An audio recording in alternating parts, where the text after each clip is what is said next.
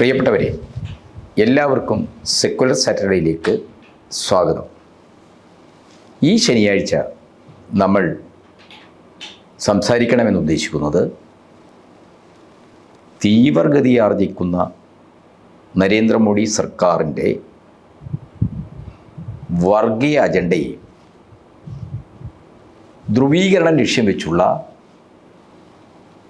Bulldozer Raj ഉൾപ്പെടെയുള്ള ഹിംസാത്മകമായ നീക്കങ്ങളെ അതിന് തടയിടുന്ന രീതിയിൽ സമീപ നാളുകളിൽ സുപ്രീം കോടതിയുടെ ഭാഗത്തുനിന്ന് വന്നിരിക്കുന്ന വളരെ ചരിത്രപരമായ വിധികളെയും സംബന്ധിച്ചാണ്. മോഡി സർക്കാരിൻ്റെ വർഗീയ അജണ്ടയിൽ നിന്നുള്ള മുസ്ലിം വിരുദ്ധമായ നടപടികൾക്കുള്ള ശക്തമായ താക്കീതാണ് ഈ നവംബറിലെ 3 വിധികളിലൂടെ നമ്മുടെ പരമോന്നത നീതിപീഠം നടത്തിയിരിക്കുന്നത്. അതിലേറ്റവും പ്രധാനമാണ് ബുൾഡോസർ രാജിനെതിരെ സമർപ്പിക്കപ്പെട്ട ഹർജി സുപ്രീം കോടതിയുടെ 2-അംഗ ബെഞ്ച് പുറപ്പെടുവിച്ച വിധി. ജസ്റ്റിസുമാരായ BR ഗവായിയും അതേപോലെ തന്നെ K വിശ്വനാഥനും അടങ്ങുന്ന ബെഞ്ചാണ് ബുൾഡോസർ രാജ് എന്നത് ഭരണകൂട ഭീകരതയാണ്, ആ ഭരണകൂട ഭീകരതയ്ക്കെതിരായിട്ട് അതിശക്തമായ വിധി പ്രസ്താവനയാണ്, വളരെ തുറന്നടിച്ചുകൊണ്ടുള്ള വിധി പ്രസ്താവനയാണ് സുപ്രീം കോടതി ഇപ്പോൾ നടത്തിയിരിക്കുന്നത്.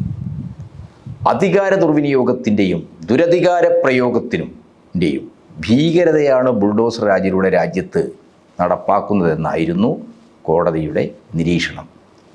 ജഹാംഗീർപൂരിൽ ന്യൂനപക്ഷ വിഭാഗങ്ങളുടെ കെട്ടിടങ്ങൾ പൊളിക്കാനായി നീങ്ങുന്ന ബുൾഡോസറുകൾക്ക് നേരെ കൈചൂണ്ടി നിർത്താനാവശ്യപ്പെട്ട വൃന്ദ കാരാട്ടിൻ്റെ നേതൃത്വത്തിലുള്ള പ്രതിരോധങ്ങളുടെ ഒരു വിജയം കൂടിയായിട്ട് പരമോന്നത കോടതിയുടെ ഈ വിധിയെ നമുക്ക് കാണാവുന്നതാണ്. മോഡി അമിത്ഷാ നേതൃത്വത്തിൽ സമഗ്രാധിപത്യവും വ്യക്തിസ്വാതന്ത്ര്യ നിഷേധവും മൗലികാവകാശ ദംശനങ്ങളും തുടർച്ചയായി ന്യൂനപക്ഷ വേട്ടയും നമ്മുടെ രാജ്യത്ത് കഴിഞ്ഞ 10 വർഷത്തിലേറെക്കാലമായി നടന്നുകൊണ്ടിരിക്കുക. ഈ വർഗീയ സ്വേച്ഛാധിപത്യ നീക്കങ്ങളെ തടയാൻ സുപ്രീം കോടതി ഈ കാലഘട്ടങ്ങളിലൊന്നും കാര്യമായ ഇടപെടലുകൾ നടത്തിയിട്ടില്ല എന്നത് ഖേദകരമായ ഒരു വസ്തുതയായി നിൽക്കുന്നുണ്ട്. എന്ന് മാത്രമല്ല, പലപ്പോഴും ഈ സ്വേച്ഛാധിപത്യ വർഗീയ നീക്കങ്ങളെ സഹായിക്കുന്ന വിധികളാണ് നമ്മുടെ കോടതികളുടെ ഭാഗത്തു നിന്നും ഉണ്ടായിട്ടുള്ളത് എന്നതും ഒരു യാഥാർത്ഥ്യമാണ്. എന്നാൽ കഴിഞ്ഞ നവംബർ 5-ാം തീയതി അലഹബാദ് ഹൈക്കോടതിയുടെ മദ്രസ നിയമത്തിനെതിരായ ഉത്തരവ് റദ്ദാക്കിക്കൊണ്ടുള്ള ചരിത്രപ്രസിദ്ധമായ ഒരു വിധി സുപ്രീം കോടതി പുറപ്പെടുവിച്ചു. അതുവഴി UP മദ്രസ വിദ്യാഭ്യാസ നയത്തിൻ്റെ ഭരണഘടനാ സാധുത സുപ്രീം കോടതി ശരിവെക്കുകയായിരിക്കും. ഈ വിധി പ്രസ്താവന നടത്തിയത് ചീഫ് ജസ്റ്റിസ് DY ചന്ദ്രചൂഡ് അധ്യക്ഷനായ 3-അംഗ ബെഞ്ചാണ്. ആ ബെഞ്ചിലെ മറ്റംഗങ്ങൾ ജസ്റ്റിസ് JV പർദിവാലയും അതേപോലെ തന്നെ ജസ്റ്റിസ് മനോജ് മിശ്രയുമാണ്. അലഹബാദ് ഹൈക്കോടതി നേരത്തെ ഭരണഘടനയുടെ അടിസ്ഥാനമായ മതനിരപേക്ഷത ലംഘിക്കുന്നതാണെന്ന് ആരോപിച്ചുകൊണ്ടാണ് UPയിലെ 2004 മദ്രസ വിദ്യാഭ്യാസ നിയമം റദ്ദ് ചെയ്തത്. ഈ കഴിഞ്ഞ മാർച്ച് 22-നായിരുന്നു അലഹബാദ് ഹൈക്കോടതിയുടെ ഈ വിധി വന്നത്. ഇത് ഭരണഘടനയുടെ അടിസ്ഥാന ഘടന, അതായത് അതിൻ്റെ മതനിരപേക്ഷതയ്ക്ക് വിരുദ്ധമായതിനാൽ മദ്രസ വിദ്യാഭ്യാസ നിയമം റദ്ദാക്കുന്നു എന്ന നിരീക്ഷണമായിരുന്നു ഹൈക്കോടതി ആ മദ്രസ നിയമം റദ്ദ് ചെയ്തുകൊണ്ട് നടത്തിയ വിധി പ്രസ്താവനയിൽ പറഞ്ഞത്. ഭരണഘടനാ വിരുദ്ധമാണെന്ന കണ്ടെത്തലാണ് സുപ്രീം കോടതി ഇപ്പോൾ മദ്രാസ് ഹൈക്കോടതിയുടെ വിധിയെക്കുറിച്ച് നടത്തിയിരിക്കുന്നത്. അലഹബാദ് ഹൈക്കോടതിയുടെ നിരീക്ഷണങ്ങളുടെ യുക്തിരാഹിത്യത്തെ സുപ്രീം കോടതി അതിൻ്റെ വിധി പ്രസ്താവനയിൽ ചോദ്യം ചെയ്തിരിക്കുകയാണ്. ഭരണഘടനയുടെ അടിസ്ഥാന ഘടനയ്ക്കെതിരാണെന്ന ഒറ്റ ആരോപണത്തിൻ്റെ പേരിൽ നിയമനിർമ്മാണങ്ങൾ റദ്ദാക്കപ്പെടാനാവില്ലെന്നാണ് സുപ്രീം കോടതിയുടെ നിരീക്ഷണം. ഒരു നിയമം മതനിരപേക്ഷതയ്ക്കെതിരാണെന്ന് പറയുമ്പോൾ മതനിരപേക്ഷതയുമായി ബന്ധപ്പെട്ട ഭരണഘടനാ വ്യവസ്ഥകൾ എങ്ങനെയാണ്, ഏത് രീതിയിലാണ് ആ നിയമം ലംഘിച്ചതെന്ന വസ്തുത കൃത്യമായി പരിശോധിച്ച് വിധിയിൽ ചൂണ്ടിക്കാണിക്കാൻ, സ്ഥാപിക്കാൻ കഴിയണമെന്നാണ് സുപ്രീം കോടതി ഇപ്പോഴത്തെ വിധി പ്രസ്താവനയിൽ പറഞ്ഞിരിക്കുന്നത്. ഭരണഘടനയുടെ മൗലിക അവകാശം വ്യവസ്ഥ ചെയ്യുന്ന വിശ്വാസ സ്വാതന്ത്ര്യത്തിനെതിരാണ് അലഹബാദ് ഹൈക്കോടതിയുടെ വിധി. ആർട്ടിക്കിൾ 25 രാജ്യത്തെ പൗരന്മാർക്ക് ഏത് മതത്തിൽ വിശ്വസിക്കാനും ആ വിശ്വാസങ്ങൾ ആചരിക്കാനും അത് പ്രചരിപ്പിക്കാനും സ്വാതന്ത്ര്യം നൽകുന്നുണ്ട്. മതനിരപേക്ഷത എന്നത് വ്യക്തികളുടെ മതവിശ്വാസത്തെയും അത് പ്രചരിപ്പിക്കാനും അനുഷ്ഠിക്കാനുമുള്ള സ്വാതന്ത്ര്യത്തെയോ നിഷേധിക്കുന്നതല്ല എന്ന കേന്ദ്ര പ്രശ്നത്തെയാണ് അലഹബാദ് ഹൈക്കോടതി മദ്രസ നിയമം റദ്ദു ചെയ്തുകൊണ്ടുള്ള അവരുടെ വിധിയിൽ കാണാതെ പോയത്. വ്യക്തികൾക്ക് മതമാകാമെന്നും ആ മതവിശ്വാസം അനുസരിച്ച് ജീവിക്കാമെന്നും അത് പ്രചരിപ്പിക്കാമെന്നുമുള്ള ഭരണഘടന നൽകുന്ന മൗലികാവകാശമാണ്. എന്നാൽ രാഷ്ട്രത്തിന്, സർക്കാരിന് മതം പാടില്ലെന്ന, ഏതെങ്കിലും ഒരു മതത്തിൻ്റെ ആചാരങ്ങളും വിശ്വാസങ്ങളും രാഷ്ട്രത്തിൻ്റെ വിശ്വാസങ്ങളും ആചാരങ്ങളുമാകാൻ പാടില്ലെന്ന നിലപാടാണ് മതനിരപേക്ഷത കർശനമായി ഉൾക്കൊള്ളുന്നത്, അല്ലെങ്കിൽ മതനിരപേക്ഷതയുടെ അനുശാസനം എന്ന് പറയുന്നത്. UP മദ്രസ നിയമത്തെ പരിശോധിച്ചുകൊണ്ട് മദ്രസ ബോർഡിനെ ഉന്നത ബിരുദങ്ങൾ നൽകാൻ അധികാരമുണ്ടെന്ന വ്യവസ്ഥകൾ സുപ്രീം കോടതി റദ്ദു ചെയ്തിട്ടുണ്ട്. അത്തരം വ്യവസ്ഥകൾ UGC നിയമത്തിന് എതിരായതുകൊണ്ട് തന്നെ ഭരണഘടനാ വിരുദ്ധമാണെന്ന നിരീക്ഷണമാണ് സുപ്രീം കോടതി ഈ വിധി പ്രസ്താവനയിൽ നടത്തിയിരിക്കുന്നത്.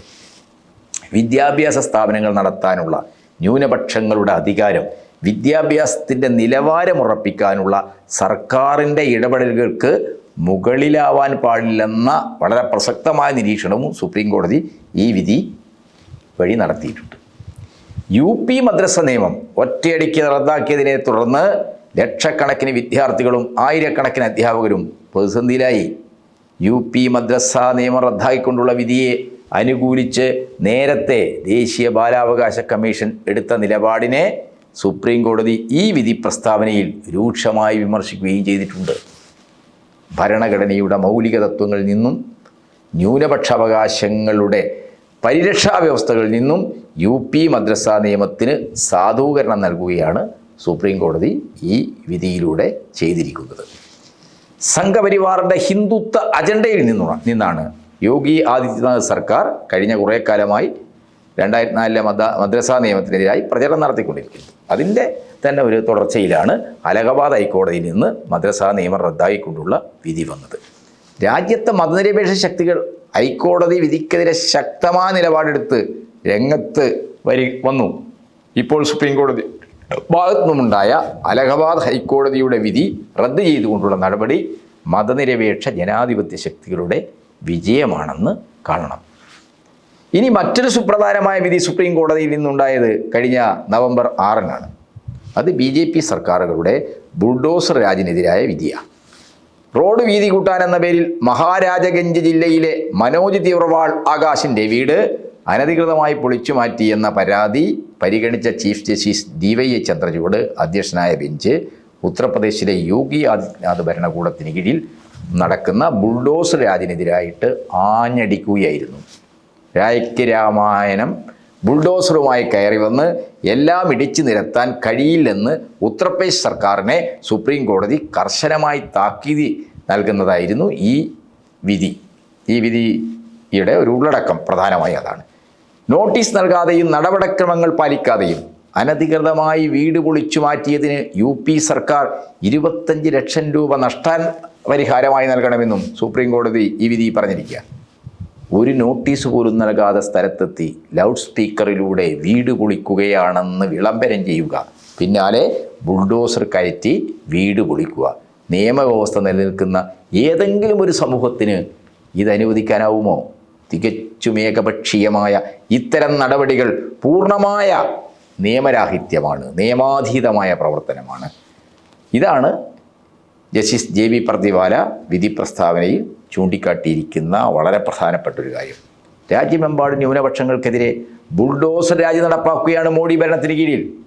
കഷ്ടകരമായ ഇത്തരമൊരു സാഹചര്യത്തെ തടയുക എന്ന ഉദ്ദേശത്തോടെ സുപ്രീം കോടതി നടത്തിയ ഈ വിധി പ്രസ്താവന ന്യൂനപക്ഷങ്ങൾക്കും ഭരണകൂടങ്ങളുടെ നിയമവിരുദ്ധ കയ്യേറ്റങ്ങൾക്കും ഇരയാകുന്ന ആളുകളെ സംബന്ധിച്ചിടത്തോളം അങ്ങേയറ്റം ആശ്വാസകരമായ ഒരു വിധിയാണെന്ന് പറയാം. നവംബർ 26 സുപ്രീം കോടതി വിധി ബുൾഡോസർ രാജിനെതിരായ ശക്തമായ വിമർശനമായിരുന്നു.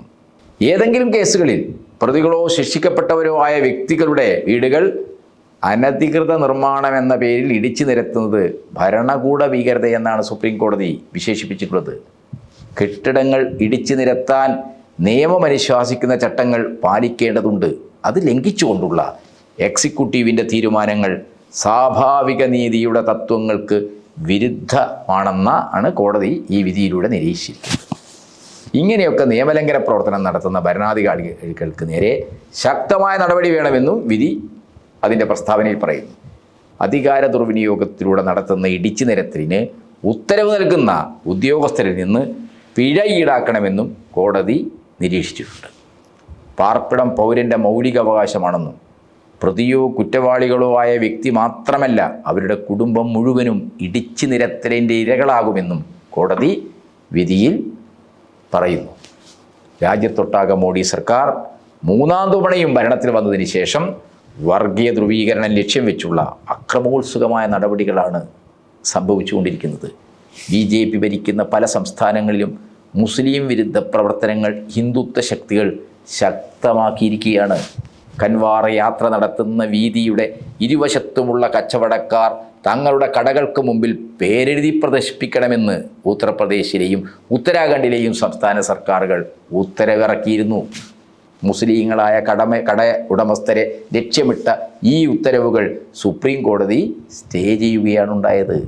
ഛത്തീസ്ഗഡിലും മധ്യപ്രദേശിലും ഹരിയാനയിലും ഗോരക്ഷയുടെ പേരിൽ ഹിന്ദുത്വ ശക്തികൾ നരഹത്യകൾ നടത്തുകയായിരുന്നു.